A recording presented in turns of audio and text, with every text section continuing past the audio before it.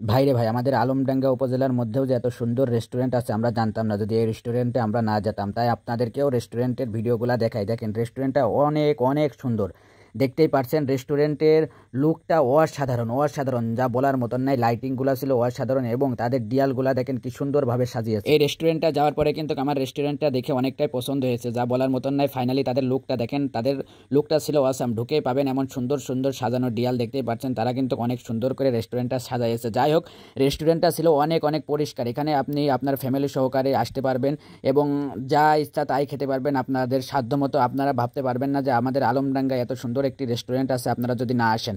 যাই হোক, আপনাদেরকে কিন্তু আমি রেস্টুরেন্টের লোকেশন থেকে সব কিছুই বলবো। আপনাদের প্রথমত আমি রেস্টুরেন্টটা সুন্দর করে ঘুরিয়ে ঘুরিয়ে দেখাই। দেখেন রেস্টুরেন্টটা কিন্তু অনেক অনেক সুন্দর, দেখতেই পারছেন। আপনারা প্রথমে এসে দেখতে পারবেন যে যেখানে আপনারা টাকা দেবেন খাওয়ার পরে সেই একটি ক্যাশ টেবিল আছে, পাশেই আরেকটি মনে করেন যে ঢুকেই একটি সুন্দর একটি জায়গা।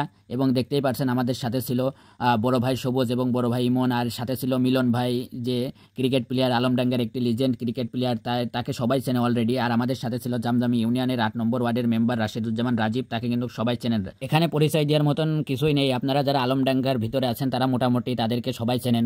যাই হোক, চিনলে চেনেন, না চিনলে না চেনেন, ওটা নিয়ে কোনো ব্যাপার না। আমরা আসার পরে কিন্তু আমরা খাবার অর্ডার দিয়ে দিই। খাবার অর্ডার দিয়ে দেওয়ার পরেই কিন্তু আমরা অপেক্ষা করছিলাম খাবারের জন্য।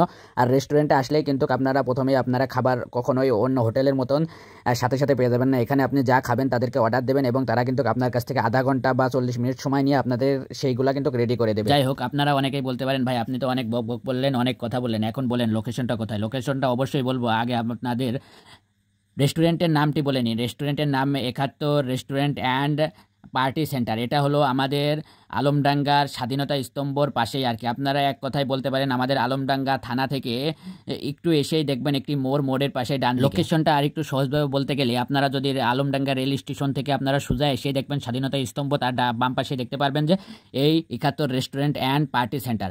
যাই হোক, আপনাদেরকে আরেকটু ঘুরিয়ে ঘুরিয়ে দেখাই। আপনারা এখানে আসতে পারবেন, চাইলে আপনাদের ফ্যামিলি নিয়েও আসতে পারবেন। দেখতেই পাচ্ছেন আমাদের খাবার অর্ডার দিয়েছিলাম এবং আমাদের খাবার কিন্তু আসতে প্রায় লেট হয় 30 মিনিট। 30 মিনিট লেট হওয়ার পরে কিন্তু দেখতেই পাচ্ছেন আমাদের সেই কাঙ্ক্ষিত খাবার আমাদের সামনে এসে হাজির হয়েছে। দেখতেই পারলেন আমাদের খাবার সামনে হাজির। আপনাদেরকে একটা কথা দুইবার বললাম এই কারণেই, আমাদের খাবার আসার পরে আমি একটু ভিডিও ক্লিপ নিচ্ছিলাম আপনাদেরকে দেখানোর জন্য যে ভাই আপনি শুধু ভিডিও করলেন, খাবার খেলেন কি খেলেন না, এই ভিডিওটা দিলেন না। শুধু আপনি রেস্টুরেন্টের ভিডিওটাই দিলেন না, আপনি খালি খেতে যান না এমনিতেই ভিডিও করতে যান।